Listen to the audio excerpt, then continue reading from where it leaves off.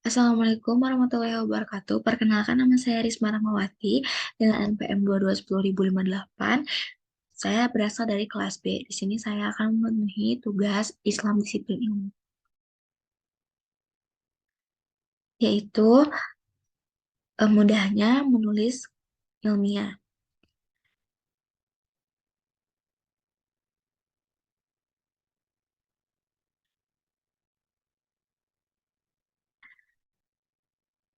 Di sini ada bab 9, yaitu tentang mengenal aplikasi manajer resensi. Perangkat lunak manajer resensi merupakan alat bantu melakukan digitalisasi koleksi referensi sehingga aktivitas pengelolaan dan pencarian rujukan akan dengan mudah dilakukan. Database yang sudah di-entry akan mudah dipanggil dan tidak perlu lagi mengetikkan. Jadi semakin lama kita menggunakan aplikasi citasi akan semakin memudahkan. Di sini ada Mendeley. Nah, langkah untuk bisa menggunakan Mendeley di antaranya sebagai berikut. Yang pertama, terlebih dahulu download Mendeley di https://www.mendeley.com. Lalu kita membuat akun dan menginstal perangkat lunak Mendeley. Selanjutnya ada banyak keunggulan dari Mendeley yang bisa dimanfaatkan oleh penulis, peneliti, ataupun dosen. Di antaranya, Mendeley memberikan kemudahan dengan adanya PDF viewer dan kemampuan highlighting dan anotasi. Lalu ada membuat kutipan dan referensi. Yang pertama, klik menu tool pada baris menu Mendeley dan kemudian pilih install MS Word plugin. Lalu, jika aplikasi MS Word sedang dalam keadaan aktif, Mendeley akan memberitahu dan meminta kita untuk menutup aplikasi tersebut. Lalu di sini kita klik yes untuk melanjutkan instalisasi.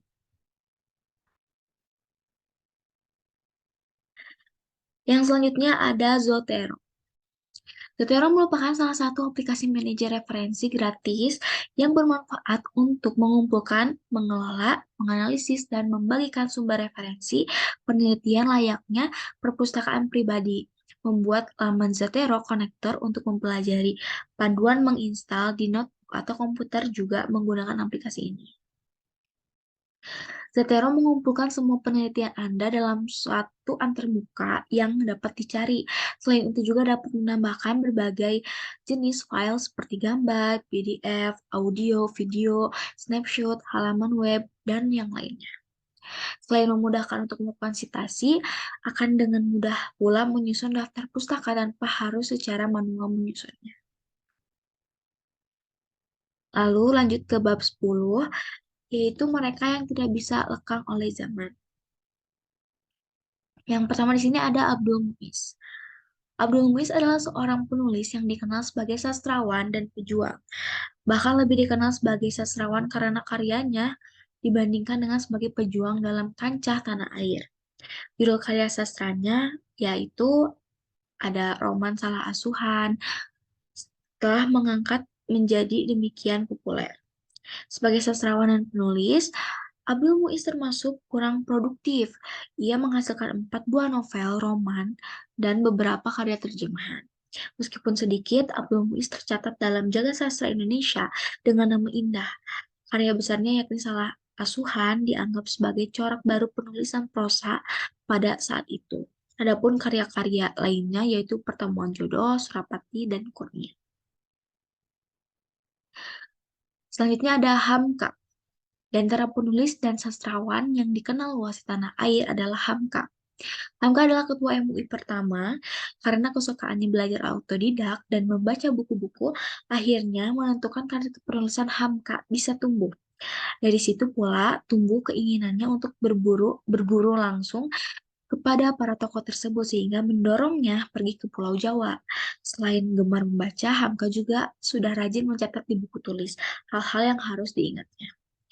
Karya tulis buku yang pertama dihasilkan adalah Khatibul Ummah jilid 1-3 dalam huruf Arab, lalu Sisa Beriyah, lalu Pembela Islam, Tarik Sayyidina Abu Bakar Siddiq, dan Adat Minangkabau dan Agama Islam. Nah, karya-karya yang terkenal di antaranya di bawah Lindungan Ka'bah, Tasawuf Modern, Falsafah Hidup, Lembaga Budi Ayahku, Kenang-kenangan Hidup Jilid 1-4, dan Sejarah Umat Islam. Lalu ada Ramdan KH. Penulis dan sastrawan ini lahir di tanah Sunda. Ramdan KH dikenal sebagai penulis biografi. Karir kepenulisannya kian populer sehingga mendapat kepercayaan menjadi penulis biografi Presiden Soeharto. Dari kemampuannya menulis, lahirlah biografi Soeharto, yaitu ada pikiran, ucapan, dan tindakan saya pada tahun 1988. Ramdan KH merupakan sosok yang tetap bergerak aktif sekalipun hitungan usianya sudah kian senja. Dirinya mengalami beberapa episode sejarah Indonesia mulai zaman revolusi, kemerdekaan, Orde Lama, dan Orde Baru, dan juga reformasi. Ramdan KH dikenal sebagai novelis, cerpenis, pendidik, biograf, pejuang, sastrawan, informal, bahkan ada yang menyebutnya sebagai diplomat. Di antara karya tulisnya, novel terkenal adalah Priangan Si Jelita, Revolusi, Kemelut Hidup, Keluarga Permana, dan Ladang Perminus. Selain itu, ada juga karya lain berupa cerpen, cerpen Enclave, dan ratusan judul puisi, buku-buku, terjemahan, atau sadurannya seperti Rumah Bernarda Alba, Yerma, dan Romansa Kaum Gitana. Lalu selanjutnya ada N. Hadini. N. Hadini mulai menulis sejak tahun 1951. Pada tahun 1953, cerpen-cerpennya mulai dimuat di majalah Kisah, Mimbar Indonesia, dan Siasat. Selain menulis cerpen, N. Hadini juga menulis sajak, sandiwara, radio, dan novel. N. Hadini adalah pemenang lomba penulisan naskah skenario untuk sandiwara radio se-Jawa Tengah pada tahun 1955. N. Hadini juga menulis sajak dan prosa berirama serta membacakannya sendiri di Radio Republik Indonesia atau RRI Semarang ketika usianya 15 tahun. Sebagai penulis sastra, N. Hadini memperoleh penghargaan Sia Wright Award di bidang sastra dari pemerintah Thailand karena sudah dikenal sebagai sastrawan di Indonesia. N. Hadini juga digelari sastrawan sastra feminis, melahirkan puluhan karya, di antaranya Pada Sebuah Kapal, Lebarka, Namaku Hiroko, Orang-orang Tran, Pertemuan Dua Hati, dan Hati yang Damai. Selain itu juga tulisannya berupa kumpulan cerpen, cerita, kenangan, dan novelet. Selanjutnya ada J.K. Rowling. Penulis yang populer di abad 20 adalah J.K. Rowling. Penulis sastra ini begitu populer karena karya berserinya, yaitu Harry Potter. Berhasil mengangkatnya dalam kancah internasional. Karya sastranya bahkan kemudian dijadikan film yang diputar di berbagai negeri. J.K. Rowling pun menjadi penulis novel paling terkenal dan wanita terkaya di Inggris. Nah, inilah ada karya-karya bestseller dari J.K. Rowling, yaitu yang pertama ada Harry Potter and Philosopher's Stone, lalu Harry Potter and the Chamber of Secrets, ada Harry Potter and the Prisoner of Azkaban, ada Harry Potter and the Goblet of Fire, Harry Potter and the Order of Phoenix, Harry Potter and the Half-Blood Prince, dan Harry Potter and the Deathly Hallows.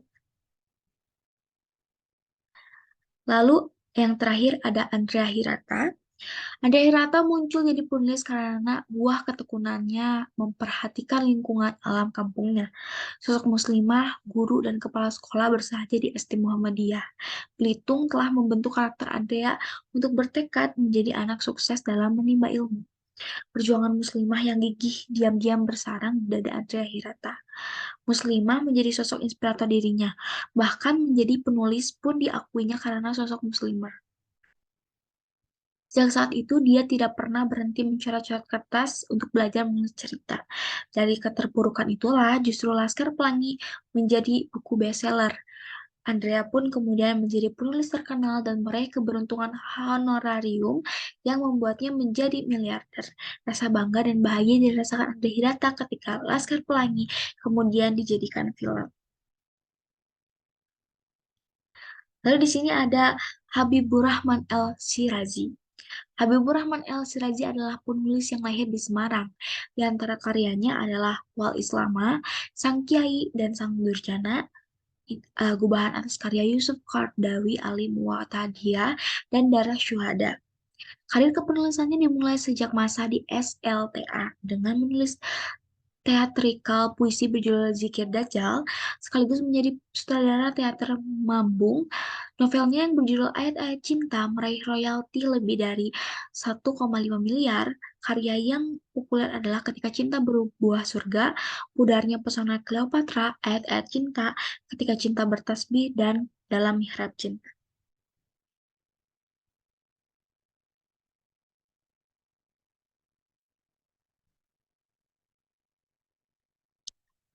Lalu di sini ada tentang penulis. Penulis Yurusliana, Sukabumi.